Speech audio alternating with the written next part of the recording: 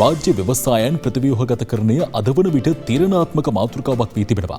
ශ්‍රී ලංකා ආර්ථික සමුළුවේදී මේ පිළිබඳව සාකච්ඡා වුණා. We need to create a competitive environment, number one.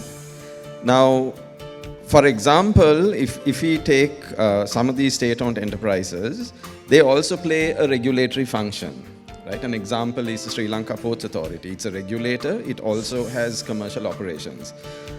So it's competing with other port operators as well whilst being a regulator. Now, I don't think this is a good thing. So these things need to be uncoupled.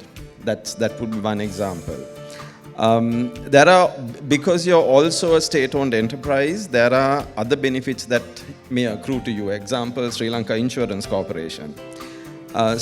The insurance law in the country says that you cannot have a general insurance and life insurance under the same legal entity.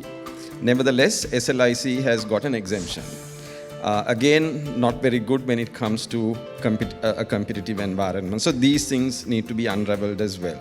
There are some of the regulatory frameworks in the country that need to be modernized. Example might be telecom regulation. I think you're fully aware of this.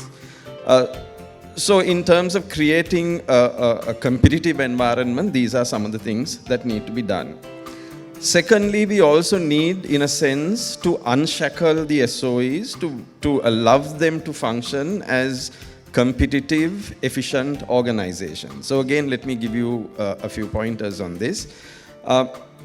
If you take the boards of the SOEs, whenever a minister changes, the boards change. The chairperson changes, the board changes. So the other day we were speaking to an SOE and they said in the last 5 years they've had 7 chairpersons. Right? This doesn't allow for continuity, doesn't allow for consistency. So these things need to change. If you take the procurement processes of the SOEs, they've got to follow government procurement processes. So something that might be able to be done in 1 week sometimes can take 3 months. So it doesn't allow for a competitive environment.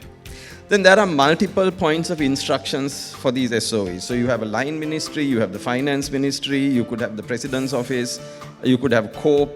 So whom does the SOE actually, whose directions, whose instructions, whose orders does the SOE follow? And these lead to confusion on the one hand, and it can also lead to internal politics on the other hand. So these things need to change. So the problem with developing countries is that their markets are not very well developed. They don't have pro-competition policies and they have very weak SOE governance. So when you have SOEs in developing countries which have weak frameworks, their distortionary effect is more pronounced. Finally, the concept of competitive neutrality. So you have firm level ones. And the most important ones are the cross-cutting things. So there are 4 neutralities. First, there is tax neutrality. If a SOE is competing versus a private company, do they get any tax concession? And we have pulled out a story that Satosa that provides basic necessities, there have been periods where they don't pay the VAT.